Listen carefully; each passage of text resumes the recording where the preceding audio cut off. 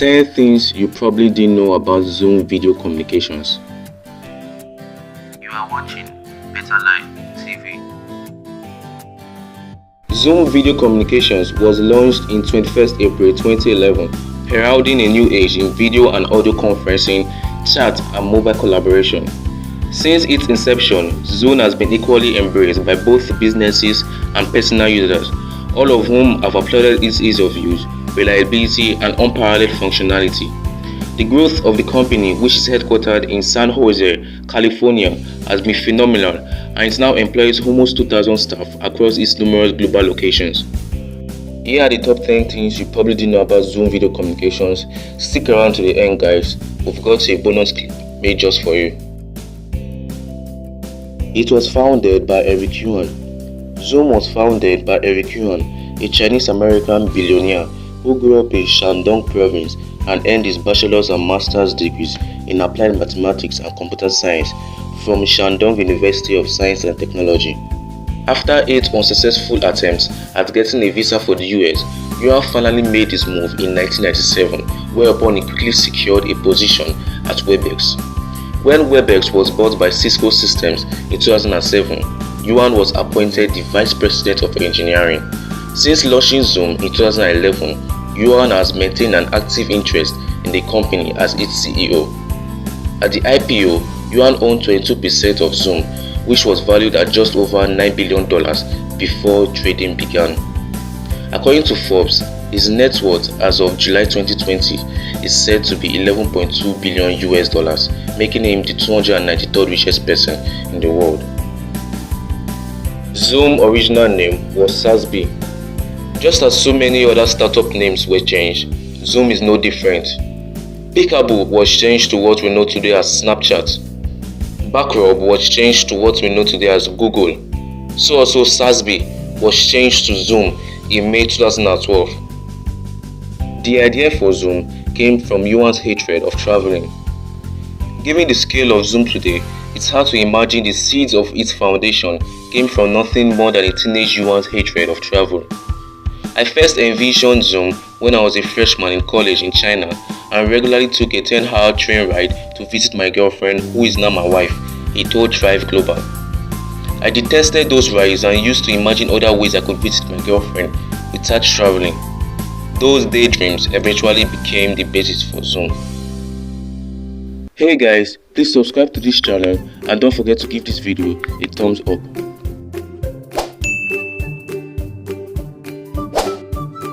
Zoom is a unicorn company. A unicorn company is any organization which has a valuation of $1 billion or more. The likes of Microsoft, Apple, Facebook, Uber, and so on are all unicorn companies. Zoom's aggressive revenue growth and perceived ease of use and reliability of its software resulted in a $1 billion valuation in 2017, making it a unicorn company. In September 2012, Zoom launched a beta version that could host conferences with up to 15 video participants. In November 2012, the company signed Stanford University as its first customer. The service was launched in January 2013 after the company raised a $6 million Series A round from Qualcomm Ventures, Yahoo founder Jerry Yang, WebEx founder Subra Iyer. Zoom launched version 1.0 of the program, allowing the maximum number of participants per conference to be 25. By the end of its first month, Zoom had 400,000 users, and by May 2013, it had 1 million users. The Zoom app was downloaded 2.13 million times in a day. On one day in March 2020, the Zoom app was downloaded 2.13 million times. Daily average users rose from about 10 million in December 2019 to more than 300 million daily meeting participants in April 2020. This led to an increase in the company's stock price in early 2020, despite a general stock market downturn. Zoom stock went from less than $70 per share in January 2020 to $150 per share by the end of March.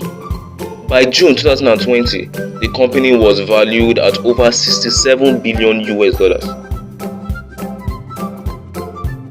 Every year, Zoom holds Zoomtopia. Zoomtopia is an event that places its customers firmly at the heart of the action. The first Zoomtopia was held on September 25th to 27th in 2017. Held over 2 days, the event is intended to serve as an interactive learning experience, giving customers the opportunity to share best practices and discover more about video-first unified communications. It also presents the ideal opportunity for attendees to hear leaders in the field share their thoughts.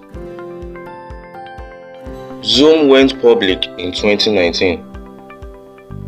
On April 18, 2019, the company became a public company via an initial public offering. This is a process whereby a company invites investors to buy shares of the company. After pricing at $36 per share, the share price increased over 72% on the first day of trading. The company was valued at 16 billion US dollars by the end of its first day of trading. After the IPO, Zoom's founder, Eric Yuan, became an instant billionaire. It was named to the Forbes Cloud 100 in 2016. In 2016, Zoom made its first ever entry to the Forbes Cloud 100 as number 84. A year later, it had jumped in the rankings to 18th place, demonstrating the phenomenal growth the firm has achieved on a year-on-year basis since its launch in 2011. We are delighted and honored to be among the world's top private cloud companies recognized by Forbes for the second year in a row, CEO Yuan noted at the time. It gained more users in the first quarter of 2020 than it gained all through 2019. Due to the outbreak of the pandemic, people spend more time at home. This results in people spending much time on video conferencing applications like Zoom. By February, Zoom had gained over 2 million users in 2020, more users than it amassed in the entirety of 2019. The popularity of the Zoom app resulted in it becoming the #1 video conferencing app in the world. It's not invulnerable. While Zoom's technology may be transforming the world of video conferencing, it's not without its limitations. In November 2018, it was found that Zoom was vulnerable to attack from remote, unauthenticated users that could spoof UDP messages from a meeting attendee, effectively giving them the ability to remove attendees from meetings and hijack shared screens.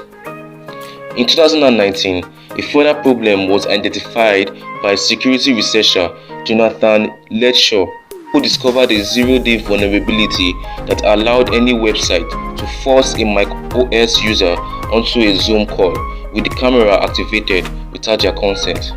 On April 1st, 2020, Zoom announced a 90-day freeze on releasing new features to focus on fixing privacy and security issues on Zoom. On July 1st, 2020, Yuan wrote a blog post detailing efforts taken by the company to address security and privacy concerns, stating that they released 100 new safety features over the 90-day period. These efforts include end-to-end encryption for all users, turning on meeting passwords by default, giving users the ability to choose which data center calls are routed from, consulting with security experts, forming a CISO council, an improved bug bounty program, and working with third parties to help test security. Yuan also stated that Zoom would be releasing a transparency report later in 2020. Thanks for watching, guys. Don't forget to subscribe to this channel to get more amazing content like this. And of course, for staying with us to the end, here is your bonus. Zoom has hardware products. In July 2020, Zoom announced its first hardware as a service product, bundling its video conferencing software with third-party hardware by D10 Neat, Poly, and Yealink are running on the ServiceNow platform. It will begin with Zoom Rooms and Zoom Phone offerings, with those services available to US customers who can acquire hardware from Zoom for a fixed monthly cost. On July 15, 2020, the company announced Zoom for Home, a line of products for home use designed for those working from home. The first product, with software by Zoom and hardware by D10, is called Zoom for Home D10 Me. It consists of a 27-inch screen with 3 wide-angle cameras and 8 microphones, with Zoom software preloaded to be available in August 2020. Will Zoom be the next LG? Let me know what you think in the comment section below. Stay safe, guys.